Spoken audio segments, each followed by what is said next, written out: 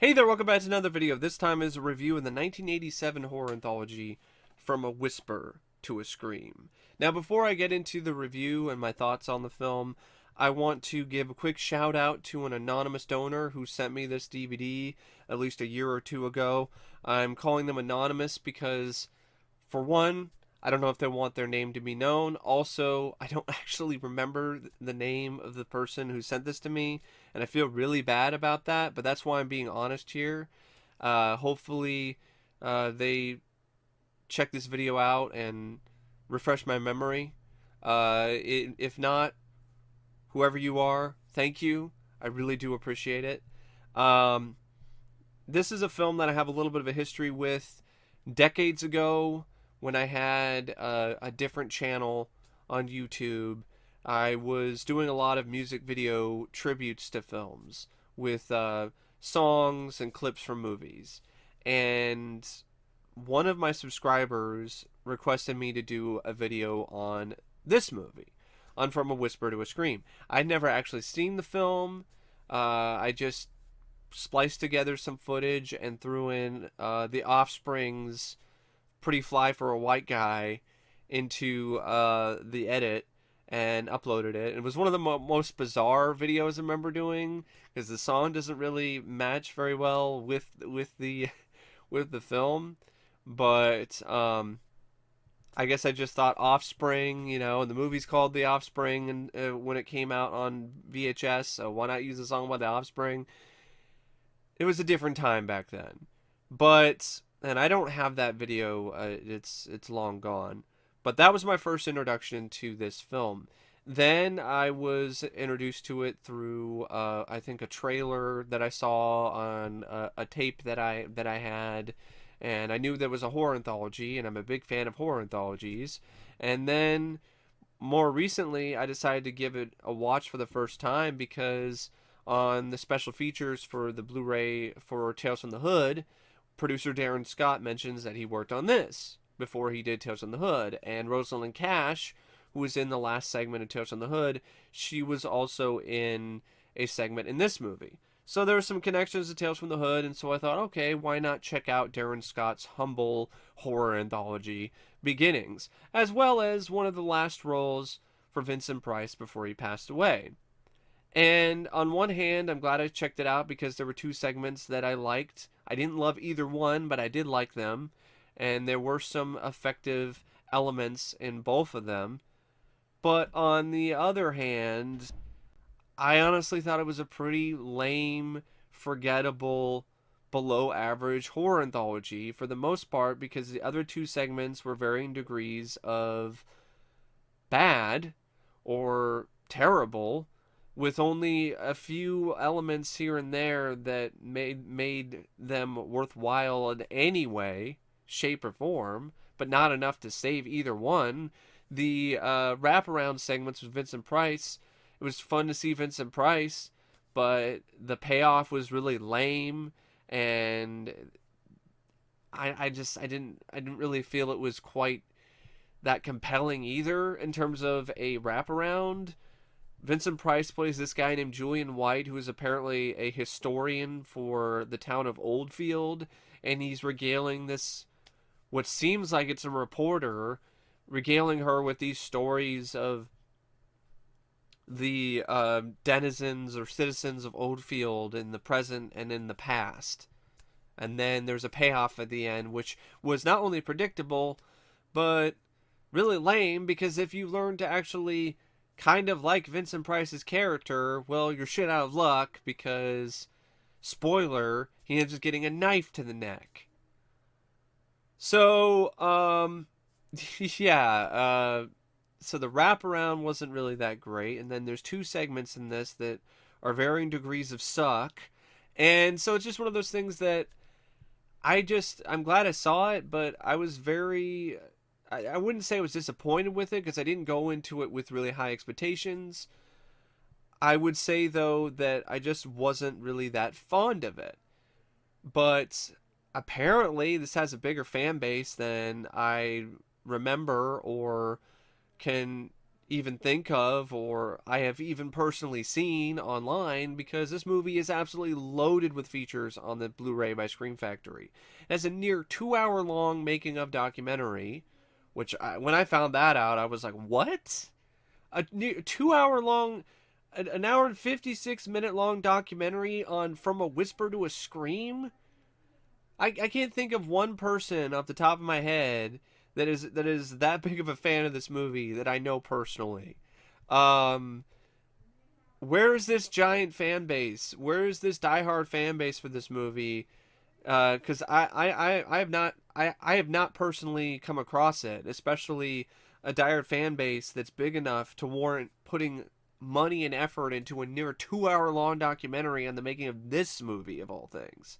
Like Child's Play doesn't even have a feature length documentary on its Blu-ray, but From a Whisper to a Scream does. And then that's not all. There's like an hour in 13-minute long documentary about Super 8 filmmaking that's also on the Blu-ray. There's a commentary track with the director Jeff Burr, and I think there's some other extra stuff too. So this Blu-ray is absolutely stacked for a film that barely nobody even saw when it came out, a movie that not enough people really had enough faith in it when it was in the can, because it was shot between 1985 and 1986, and it did not even get a distributor until a year later in 1987. So this is one of those movies that inexplicably, I guess, has one of the most stacked Blu-rays in Scream Factory's catalog. Whatever. Different strokes, I guess, but that's why I would not be opposed to getting my hands on that Blu-ray, because now I'm curious. I'm curious as to whether or not this middling horror anthology can actually be the focus of an hour and 56-minute long documentary that is actually consistently interesting and engaging. If that's the case, then that would, I would like to see that, because that would make it worth it, I guess. But after seeing the film, I don't really see enough there. I don't see enough meat on the bone to warrant an hour and 56 minutes of talking about the genesis or the behind the scenes or any of that. But that's just me personally. But yeah, if you're a fan of that film, you got a great Blu-ray. And then also, there must be a fan base that I am not aware of, because even the soundtrack by Jim Manzi, the score, was released on vinyl, and you can get a digital download of the entire score. And I will give Jim Manzi this: there are aspects of the score I really liked, but the score as a whole isn't something that I'm gonna buy or want to listen to that much. So yeah, it's just one of those things where it's like, this is one of those movies that has like so many different things that are available for it. You got the DVD, you got the Blu-ray, you got a making of documentary that's nearly 2 hours, you got the soundtrack on vinyl or digital download, and then there's other movies that don't barely have any features at all that have gotten released by Scream Factory or other companies, or films that have good scores, like, for example, Ghostbusters 2, the score by, I think it's Randy Edelman. This score isn't even available anywhere officially on streaming or on CD or on vinyl. It's nowhere to be found. But thank God we have the score by Jim Manzi for From a Whisper to a Scream. It's just one of those things that just baffles me. It really does. Now, From a Whisper to a Scream is directed by Jeff Burr. Now, this is I think this is actually the first film he directed. And you might recognize him. He's the director of Texas Chainsaw Massacre Part 3. And he's done a few other horror films here and there. He's definitely familiar with the horror genre. And I don't think his direction was really a problem here. I thought for a first-time director, it was decent. It wasn't anything spectacular, but it was decent. I mean, it got the job done. You also have to consider this is a pretty low-budget affair. It only cost $1.1 million to make, so you have to keep that in mind as well. It's produced by William Burr and Darren Scott. It's written by a whole slew of writers: C. Courtney Joyner, Darren Scott, Jeff Burr, and Mike Malone, who worked on some additional story material. It stars Vincent Price as Julian White, who, like I said earlier, is the star of the film's framing device slash wraparound segment. And apparently, Vincent Price's scenes, they were shot in only 2 days. Vincent Price decided to do the film because Jeff Burr was a young, passionate filmmaker, and he boldly approached Vincent and asked him to star in the movie. Price was apparently so impressed with his confidence that he agreed to take the role, and apparently his scenes for the framing story were also the last to be filmed. Sadly, Vincent Price later actually expressed a strong dislike for the film. He, in a letter written to German actor and puppeteer Gerd J. Pohl, Price said that his agent misrepresented it, and Price was trapped in the film. You can't really tell that, though, because Vincent Price, he does have some fun with this role of the storyteller. And that's why this segment, I mean, if it didn't end the way it did, with another half-assed attempt at a twist, which alienates the audience and kind of, it honestly pisses people off, because you have this really quite lovable horror host in a lot of ways, and Vincent Price as this historian, and he gets offed at the end by this really bad actress. So it's just one of those things you're just like, that wasn't really necessary. It just felt like it was just a half-assed attempt for the writers to throw one last shock at you. Apparently Price was not the first choice to play the role. Max von Sydow was considered to play Julian White at one point, and understandably, he ultimately did not get it. There was also a few other actresses that were involved with other potential roles. Susan Tyrell, who ended up playing Beth Chandler in one of the segments. Carol Kane was originally considered for that role. Forrest J. Ackerman was also considered for the role of the warden before Lawrence Tierney was cast. So there's some bits of trivia that I found on the film online. There must be way more, since there's a near 2 hour long documentary that exists. So and also you have a pretty eclectic cast here. You not only have Vincent Price, you have Clu Gulager, who plays Stanley Burnside in the first segment.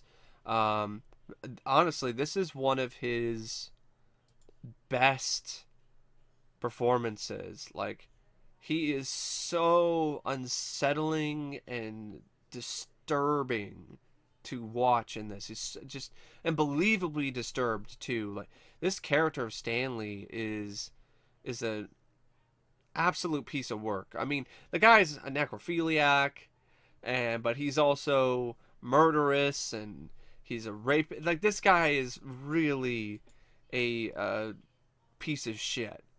Like the kid, he puts the capital S in shit. Like, just a shitty person. But Clu Gulager does a good job bringing this despicable character to life. You also have Terry Kiser. Yes, Terry Kiser, who you might recognize as Bernie in Weekend at Bernie's. He was in this as the lead Jesse Hardwick in the second segment, which is my favorite segment of the film. And it was really nice to see him play a role that wasn't Bernie or some of these other roles that he's well known for. So it's nice to see him jump outside of the particular box that most people consider him to be a part of. Apparently he did this film because he was actually good friends with Jeff Burr. So his relationship with Jeff Burr was one of the main reasons why he even did this movie. Harry Ceasar plays Felder Evans in the second segment. You had Rosalind Cash, who plays a snake woman. Cameron Mitchell, who's been in a lot of other horror films and exploitation films, who plays Sergeant Gallen in the fourth segment. Susan Tyrell plays Beth Chandler. You might recognize her. She's been in quite a few things. She was Aunt Cheryl in Night Warning. She was in Flesh and Blood. Um,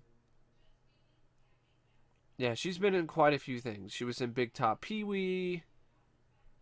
So, yeah, so Susan Tyrell. Martine Beswick, who plays Catherine White, uh, who has been in quite a few things as well.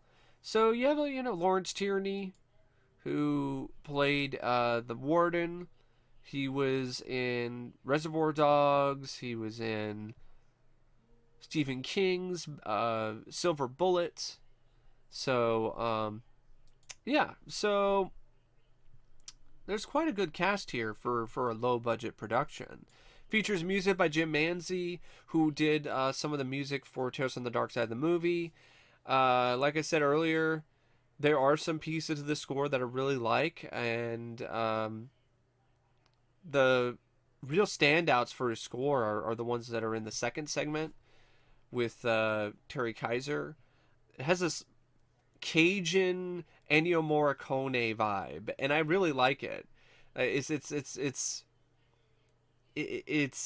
Southern fried Ennio Morricone. That's a great way to put it, and it's a really memorable and well made score for that segment. The other bits of the score are there, but the highlights and the high points of his score are in the second segment. Cinematography by Craig Green, it's there. So is the editing by W.O. Garrett. These are all just serviceable jobs by those two technicians, or that's not really the best word for it, but it is a technical aspect of filmmaking, so it might as well be. It's a serviceable job, well done, but it's nothing particularly that impressive. The film has a running time of 96 minutes, but it kind of drags at times because some of the segments go on a bit too long. And, yeah, it's one of those movies where it's another horror anthology where it's a mixed bag, where you have two segments and two bad to even worse segments. So yeah, it's one of those horror anthologies that isn't quite horrible, but it isn't really that great either. So it takes place in this small Tennessee town called Oldfield, where you have this historian who hangs out in the library, played by Vincent Price, who relates 4 horror stories to a reporter who's played by Susan Tyrell. The stories are connected to the past and present of Oldfield, which seems to be an epicenter for pure evil. So the film opens up with this ridiculous, ludicrous slow-mo sequence with this. I'm trying to remember who the actress is who even played this character. So she's a killer. She's a member of the same family, the White family. And she's a fucking psycho. And Catherine White. I think it's Martine Beswick. So Martine Beswick, which apparently that was the role that would have gone to. No, actually, Carol Kane would have played Beth Chandler instead of Susan Tyrell. I honestly wish she did, because that would have been nice to see her in an anthology. Also, she's a much better actress. But yeah, Martine Beswick, she's a psychopath. She killed her. I'm trying to remember what she did. Like, did she kill her husband or something? So there's this ridiculous slow-mo sequence with her like getting into a wedding gown, and then I'm trying to remember if she was naked or not. It's just one of those things where it's just like, it was a blur and it was bizarre, and I was like, what the fuck was that? So it's a really bizarre opening sequence. She ends up getting the chair, and then we cut to the reporter, Susan Tyrell, who is going to meet up with the historian, played by Vincent Price. And then he starts narrating and telling her stories that he's found in this book about different denizens of Oldfield. So the first story he tells her is set in modern times, which modern times at this time are in the mid 80s, where it involves an awkward grocery clerk named Stanley Burnside, who attempts who really, what happens is he falls for this sexy coworker played by Megan McFarland, and he takes things way too far. So here's the thing: this guy is lecherous, and he's an absolute terror, and he's a terrible person, and it's a great performance by Clu Gulager, but especially when he starts singing, because that really got under my skin. When he starts singing this song, it's just so creepy. So it's a great creepy performance by Clu, but the story is so stretched out. There's no reason this needed to be 30 minutes or longer. It's way too long. It has these sequences where it's trying to be scary, but it comes across as like, ooh, look at us. It's a horror film, so we have to have blood. So there's like a scene where I guess it's a nightmare where he the girl that he's infatuated with somehow is on a meat hook and in a freezer somewhere. He goes up to her. She's all coming on to him, and I guess he goes down on her, and then he wakes up, and then he sees her like bloody body that's in the bed with him, but and she's all turned on, and of course, he wakes up at that moment because it's that standard dream within a dream thing. And then there's another scene where she's agreed to go out on a date with him, but really she's just being nice and just is going out to lunch with the guy or dinner. And then he hallucinates that she like starts smiling at him and like blood pours out of her mouth. So it's one of those things. It's like, oh, it's a horror movie. We need to have gore. We need to have blood. We need to fill the blood quota for the R rating. So here we go. It's just nonsense, and it all culminates with him killing her because she wasn't going to be his lover. And this is a guy who already, he's taking care of his sister, who's got health problems, and of course he, escalates things even further and kills her. But first he kills the girl that he's infatuated with, and then he strangles her with her own hair, and then leaves her behind to die.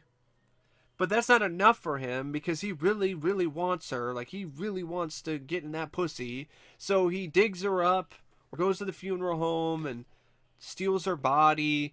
Or I don't think he actually steals her body. He just straight up fucks her right in the coffin. You don't actually see it. It's not Katie Vick style from WWF, but it's insinuated that's what happened.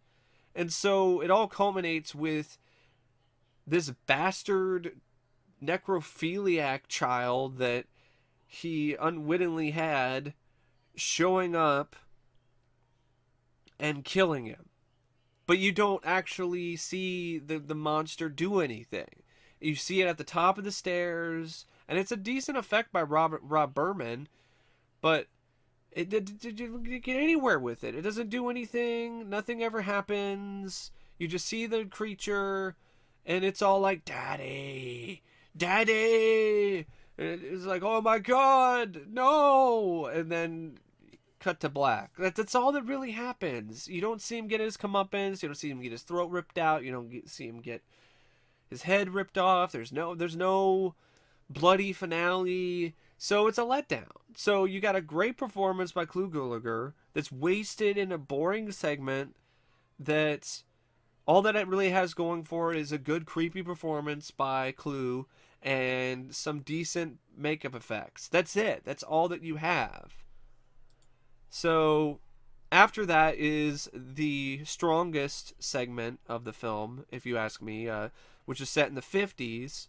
It deals with this lawbreaker who is played by Terry Kiser, Jesse Hardwick, who is on the run from these gangsters because his then girlfriend ratted him out because he's not really a good mate. So he gets shot by one of these gangsters, and he ends up getting rescued by this man who lives in what is insinuated to be like the bayou. So he's encountered by this mysterious man named Felder, who's played by Harry Caesar, and he nurses him back to health. And then throughout the course of the segment, Terry Kiser's character eventually figures out this mysterious man's past. And this is a guy who is someone who's found a way to live way past his expiration date. He's like over 200 years old. He's looking at old photos of this guy, and he can't believe it. And since he's found proof that this guy has somehow found a way to live way beyond the normal expiration date for most humans, he decides he wants a piece of that. So he tries to steal the formula, or tries to beat it out of the guy, and that doesn't work. But eventually Felder decides to maybe try to teach him his voodoo magic, his voodoo ways. But the guy's not being patient, and he takes it way too far and attempts to kill Felder. But Felder comes back, knocks him out with an oar, and then ties him up. And then you have the reveal that that Terry Kiser's character, Jesse, he had the ability all along. Like, he had the gift all along. Felder gave it to him earlier. That's why he was even able to walk around. That's why he was even still alive. Is because he already gave the gift to him. But because Jesse's a selfish bastard, he, didn't bother to ask or try to figure out what was going on or anything. He was just a total fucking prick. And so he gets what he deserves in a really fucked up way. Felder cuts off his limbs and then lights his ass on fire. And then, because he's still expected to live 70 years or more because of this treatment that he was given by Felder, he's now left to live this waking horror of being limbless and someone who should easily be dead but isn't. So he's got to live this unwaking, unrelenting, everyday horror of pain and torment as this torso with like a burnt body and like most of his face missing. And they show the last shot of the segment is they zoom in on his eyes and he cries a tear. You're like, it's messed up, man. It is really fucked up. But honestly that's one of the main reasons why I think this is the strongest segment, because first off, he kind of deserved it because he's not really the best person. Also, I mean, what a memorable way to send off a segment. I mean, wow. I mean, that's true horror right there. I mean, just imagine being in that situation. You're going to live longer. You're going to be someone who's going to live longer than you should, but you're doing it in constant pain and torment while you're missing all your limbs, and people are looking at you inexplicably like, why is this guy alive? Why are you still alive? And you can't speak, you can't do anything, you're not going to be able to make love, you're not going to be able to do nothing. You're just going to be this stump that is breathing and just feeling pain for 70 years. and pulling the plug ain't gonna kill you. It's just, ooh, so bad. Such a horrifying situation to be in.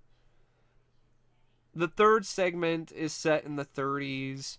This involves a local girl who is played by Didi Lanier, who her name is Amaryllis Caulfield. She falls in love with this glass-eating carnival performer played by Ron Brooks, who plays the character Steven. But the person who runs the carnival, the snake woman played by Rosalind Cash, isn't having any of this. And so she does whatever she can to disrupt and to destroy this relationship and to bring her glass eater back to her. There are some things that happen along the way where some of the other freaks in the carnival, they get wind of what's going on and help Stephen get away with Amaryllis. I think one of them might be Billy Barty. I'm not sure though, because yeah, I'm not sure it's Billy Barty, but definitely reminded me a heck of a lot of Billy Barty, that's for sure. But yeah, it's one of the little people actors that got quite a few roles back in the day. Um, so there's like a lackey that the Snake Woman has, and he gets killed by the little person. There's another guy who has no face. I don't really see what happens to him though. It seems like these freaks are that way because this Snake Woman, who's also a voodoo priestess, she made them that way, and she made them that way because they're criminals. So they have this history of crime, and they have a track record of breaking the law. So she uses that against these individuals, and that's how she is able to control them. Which, that's a pretty realistic setup. So Stephen runs away with Amaryllis to a hotel room, and then what follows is actually a really great bit of gore and some really nice effects, and it's really clever and inventive, where the Snake Woman decides to take away his ability to eat glass and turns him into a exploding pincushion, essentially. And his girlfriend Amaryllis is right there in the line of fire. So you see like his chest starts to pop open with sprays of blood and pieces of glass and other shards and stuff fly out. Earlier there's another clever bit of gore where she made screws come out of his hands. So yeah, there's a lot of inventive gore in this segment. I thought this segment was a little bit overlong. The love story was really sappy, and I didn't really buy it. There's some really bad overacting at times. Some really hammy acting by Rosalind Cash. In particular, she says this one line of dialogue, and I want to make sure I got it again.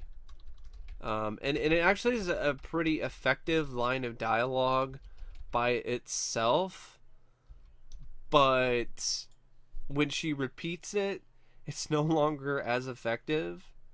So what she does is, yeah, she says, the tears you weep. She's like, I own you. I own the tears you weep and the blood you shed.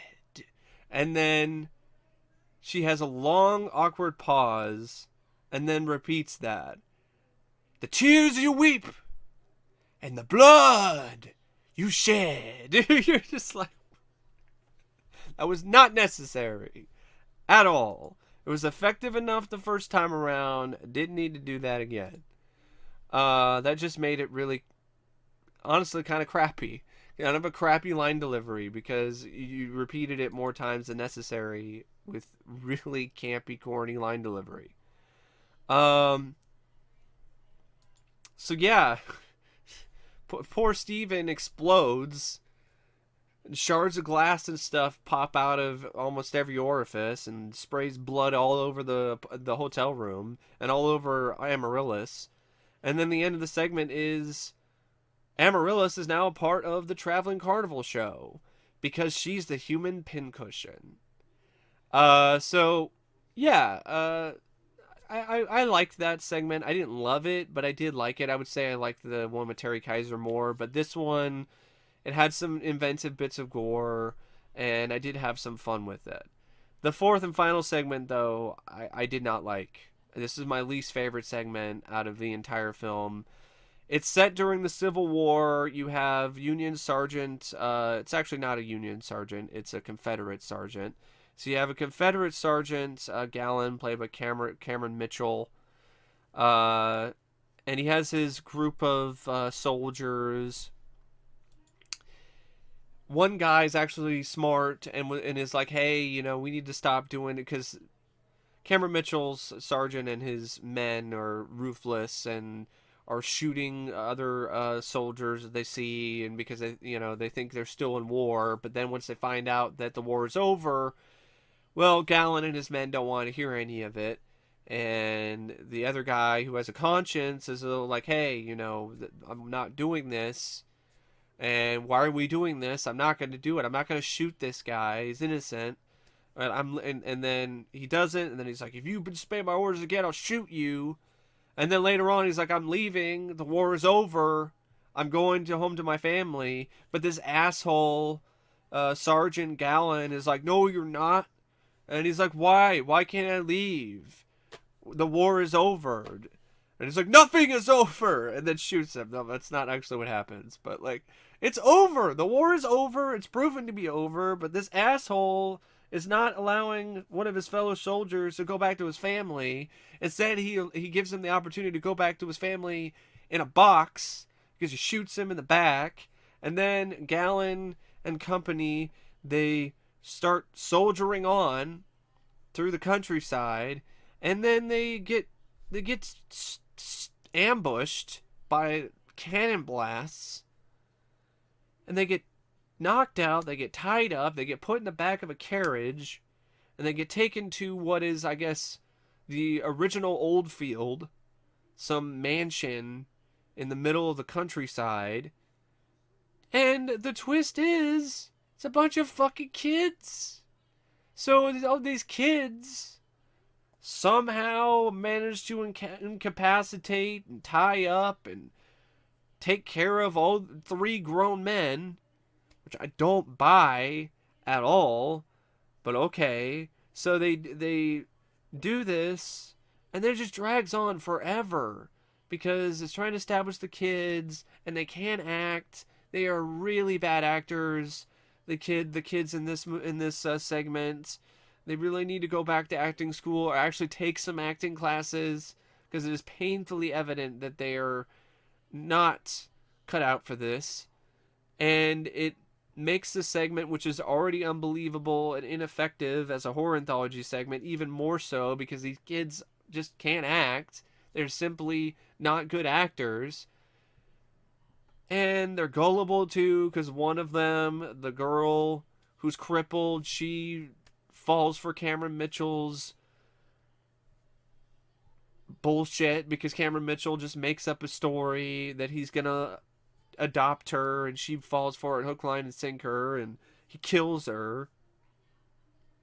I'll give this segment one thing: it really does a great job making me hate Cameron Mitchell's character, but it doesn't make everything else worthwhile because it's so insipid and dumb and boring. Such a boring segment with these kids who can't act. And I guess it's supposed to be scary because, the kids, they're doing a bloody game of pin the tail on the donkey with the dead body. And I'm like, it just comes across as forced. It's like, oh look, kids are doing something really messed up. Isn't this horrifying? I'm like, no, it's horrible because it's ineptly written and it's ineptly produced. Um, the twist is that this magistrate that the lead kid keeps mentioning is just some mock-up of bones and shit that they put together of their parents who they killed, or the parents who died in the war. I don't even really remember, and I don't even really care. And they've all fucking lost their minds and are, I guess, listening to the thoughts in their mind or a ghost or something, but you never really see anything. And so they tie up Gallon and they light him on fire. And that's the end of that segment, and that's the end, and that's the end of the anthologies in this particular anthology film. Then you have, I'm not saying that's the end of the anthologies, period, but that's just the end of these particular stories. And then you have the wraparound, which ends with Susan Tyrell's reporter revealing her true intentions, that, oh no, she's not really a reporter. She's someone who is a friend of the other girl, the crazy chick from the beginning. She's a friend of Catherine White, and she's there to get revenge on Vincent Price's character because he's to blame for why Catherine is so crazy, because of all these crazy stories he's been telling her. Like, I don't... So she throws a knife in his neck and then delivers some really bad lines of dialogue really badly, and then the movie ends. And so you're just like, what kind of ending is that? So, yeah, that's my thoughts on From a Whisper to a Scream. This is a lot longer of a video than I thought it was going to be, but, you know, there are 4 segments, there's a wraparound, plus there is the extra stuff going on with interesting stuff that goes on with the Blu-ray, and it's still bizarre and baffling to me that this film, of all things, got a hour and 56 minute long making of documentary. But anyway, there's really not much else for me to say other than if I were to rate this film out of 5 stars, I would give From a Whisper to a Scream, I would give it 2 out of 5. Like I said, there's only 2 segments that I liked, and neither one I loved. They both had their issues. Even the one with Terry Kiser had some moments where the pacing was a bit too slow for my tastes. And the Carnival one definitely had some flaws. The other 2 were examples of segments where they had some interesting concepts, but the execution wasn't really that great. The first segment is a prime example of that. The payoff is definitely awful, and then the last segment, it kind of just amounts to, oh, remember Children of the Corn? Well, it's in the Civil War now, and that's all they really had, and it wasn't really that effective, and it really isn't that effective in the Children of the Corn movies either. So it's not very effective here either. I'm sorry. No matter how much you try, you're not going to make kids intimidating. You're not going to make kids scary. It's just not going to work. The only way that I've seen that work is in something like The Children from 1980, where it's like some kind of mutant supernatural thing that's involved with them. If the kids touch you, you die. You burn up and die a horrible death. Now that's scary. But kids who are just being kids, but in the Civil War, like it's not scary, and it's not really that much to hang your hat on for an entire segment either. So, yeah. As always, thank you for watching my review, and I will see you later. See ya.